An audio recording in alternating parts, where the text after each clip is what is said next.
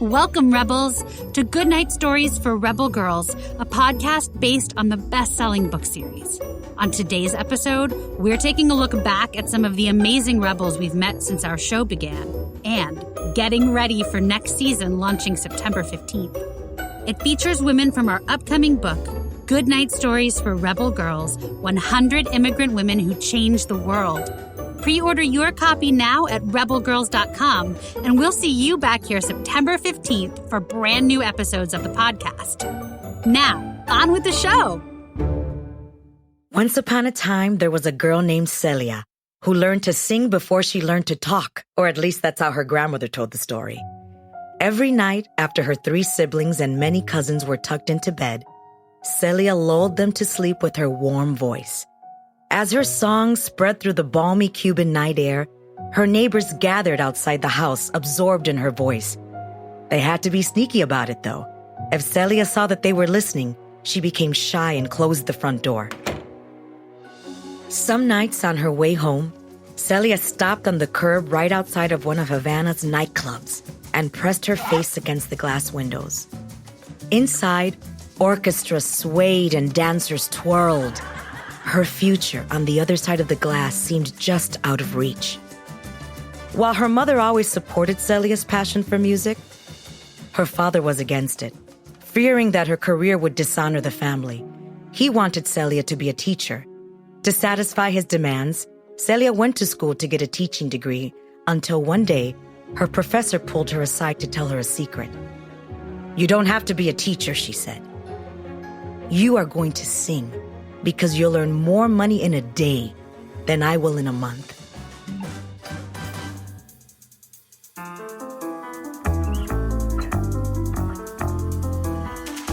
I'm Justina Machado, and this is Goodnight Stories for Rebel Girls, a podcast about the rebel women who inspire us.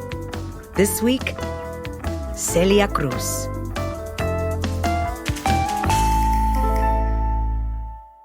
As a teenager, Celia sang on the radio whenever she could, singing anything from traditional Cuban songs to silly advertising jingles.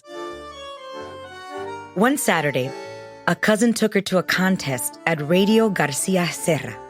Celia was nervous as she held the microphone. After all, this was only her second competition. But as the music swelled around her, the nerves melted away and she opened her mouth to sing a slow, sad tango. Quiero emborrachar mi corazón para olvidar un loco amor. Her performance was so beautiful that the radio station gave her the first of many honors, a delectable cake. With her warm voice spreading over the Cuban airwaves, it wasn't long before influential people started noticing Celia. Nightclubs in Havana were known for their top-notch musicians and glamorous dancers. But there was one place that was more fabulous than all the rest, El Tropicana.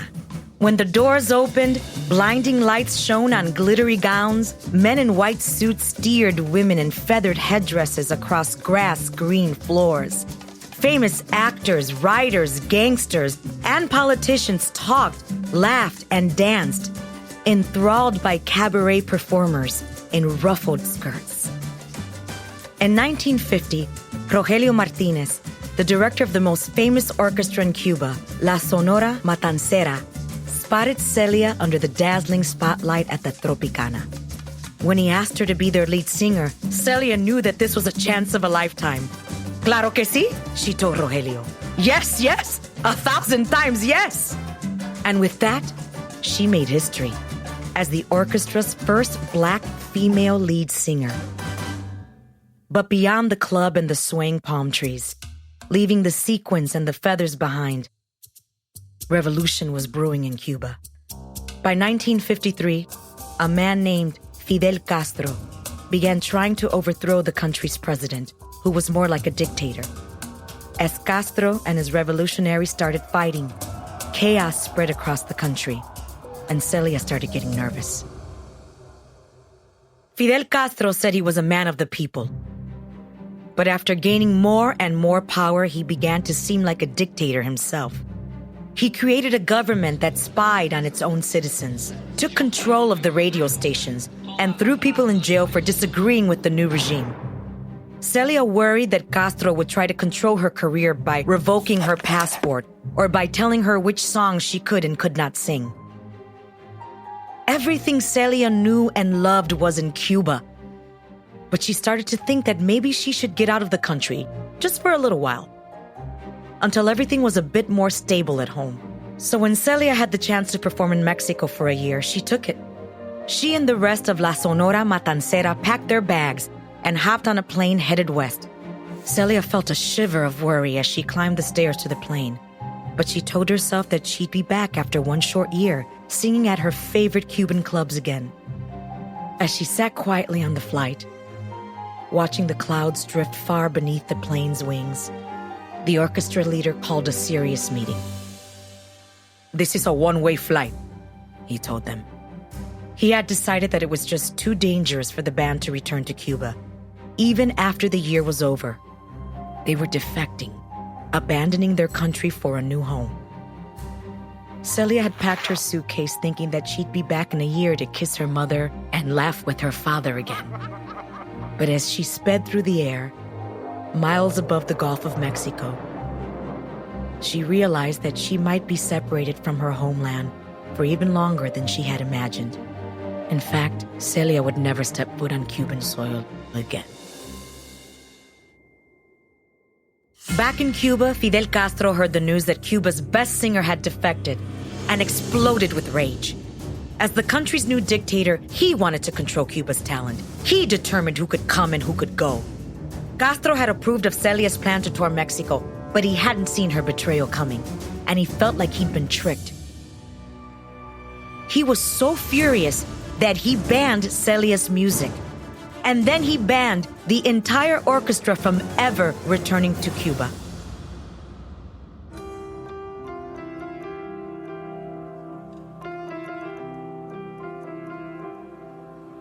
After her year in Mexico, Celia moved to New York City, and it welcomed her with open arms.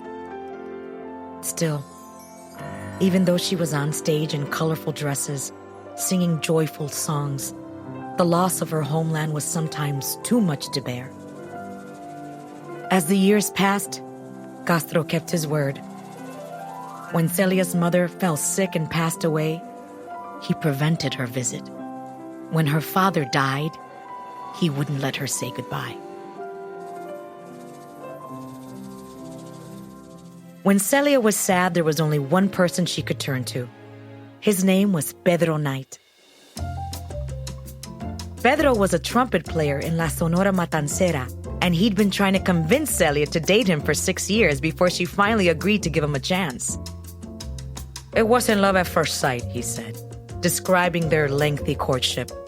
"We gradually became good friends, and over time, our friendship grew into love." Now that they were both exiled in New York, they decided to get married.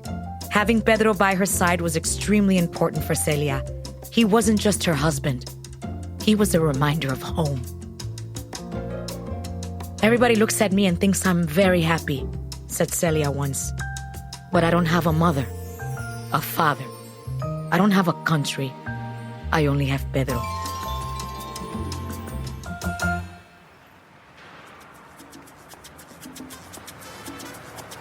In the streets of New York City, Dominicans danced the merengue, Puerto Ricans partied to the sound of bomba, Colombians hummed along to the melody of cumbia flutes, and Americans played jazz, blues, and rock and roll.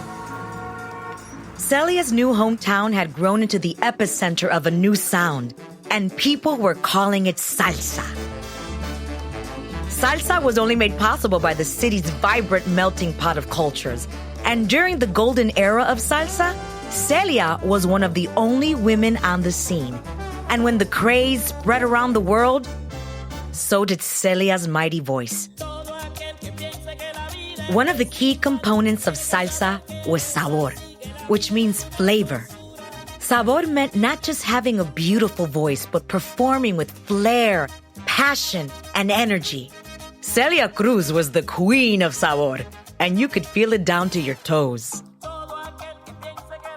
Sure, it was fun to listen to Celia sing on the radio, but it was even more exciting to see her live. She wore extravagant costumes, cracked jokes from the stage, and danced about on high-heeled shoes designed to make it look like she was flying. Her favorite type of dress was the bata cubana, covered in ruffles with a long train, so that when Celia spun and swayed to the music, the dress spun and swayed with her. She wore silver shoes with swan-shaped heels, a dress covered in sparkly palm trees, and a blue cape embroidered with peacock feathers. Fur coats? Yes, please. Diamond necklaces with matching headdresses? Definitely. Sky-high blue wigs? But of course. If it was bright and glitzy and eye-catching, Celia loved it. One evening, Celia was having dinner with friends at a Miami restaurant. After the meal, the waiter offered to bring her café con leche, a classic Cuban treat, and asked her if she took it with or without sugar. "Chico, you're Cuban. How can you even ask that?" she exclaimed. Cubans always took their strong coffee with lots and lots of sugar. Azúcar! Azúcar! Dame mucho azúcar! Other patrons in the cafe recognized her and started imitating the way she said the word. That evening during her show, while the horn players rested their lips, she told the audience the story and everyone laughed. Eventually, she told the story at enough venues that all she had to do was simply walk on stage and shout, "Azúcar!" Her fans immediately knew they were in for one incredible show.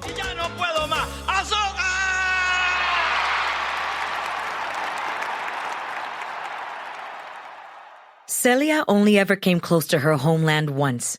In 1990, she was invited to perform at the U.S. Naval Base in Guantanamo Bay, which was on the island of Cuba, but technically this stretch of land was loaned to the United States. The thought of being so close to her country filled Celia with a tangle of emotions, some happy, some heartbreaking.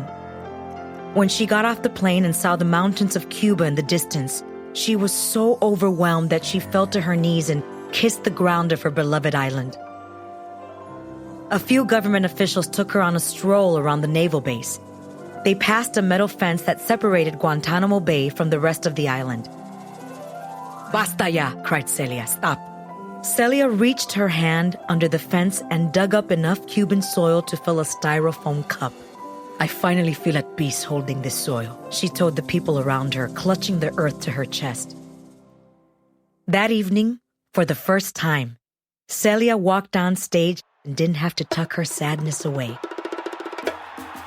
People all around the world felt inspired by Celia's music, and her fans loved her so much that they weren't afraid to be loud about it. Once, when she was playing with her friend Tito Puente, a fellow Cuban in the audience yelled, "Celia de Cuba!" But then someone else cried out, "Celia de Puerto Rico!"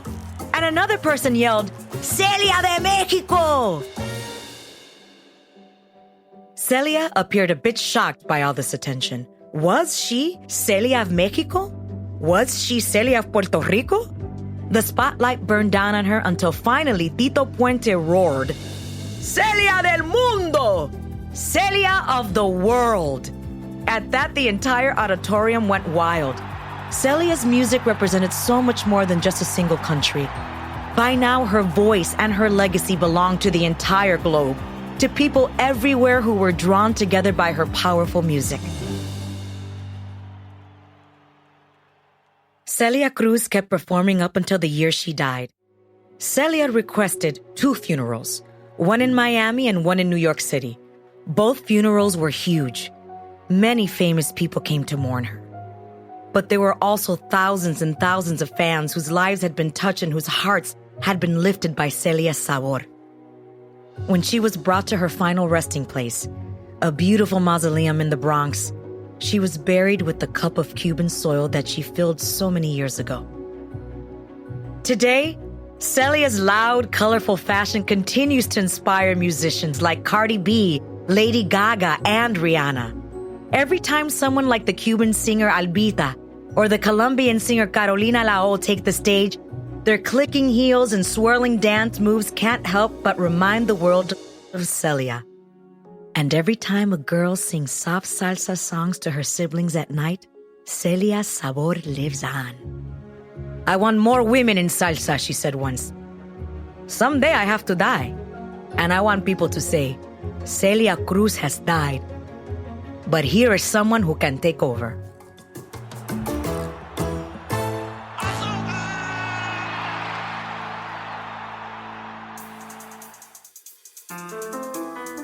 Hello, I'm Indy from Melbourne, Australia. Today's episode was hosted by Justina Machado, an actress starring in Netflix's One Day at a Time. The series follows 3 generations of a Cuban-American family living under one roof. The podcast is a production of Timbuktu Labs and based on the book series Goodnight Stories for Rebel Girls. Check them out at www.rebelgirls.co and use the promo code REBELPODCAST to get 15% off. They're awesome! If you are enjoying the show, please share on Facebook, on Twitter, share it everywhere. And don't forget to leave us a review on iTunes. It's a great way for other people to discover the show. Our executive producer is Eleanor Favilli. This season was produced by Meg Manane. This episode was written by Tori Telfer, scripts are edited by Justine Ware, and fact-checked by Janice Weaver. Original theme music was composed and performed by Electra Jockey, who has also sound designed this episode. Natia Michelle is the sound mixer. Today's host, Justina Machado, lent her voice to benefit Padres contra el Cancer, as Goodnight Stories for Rebel Girls has made a donation in her name. Until next time, stay tuned and stay rebel.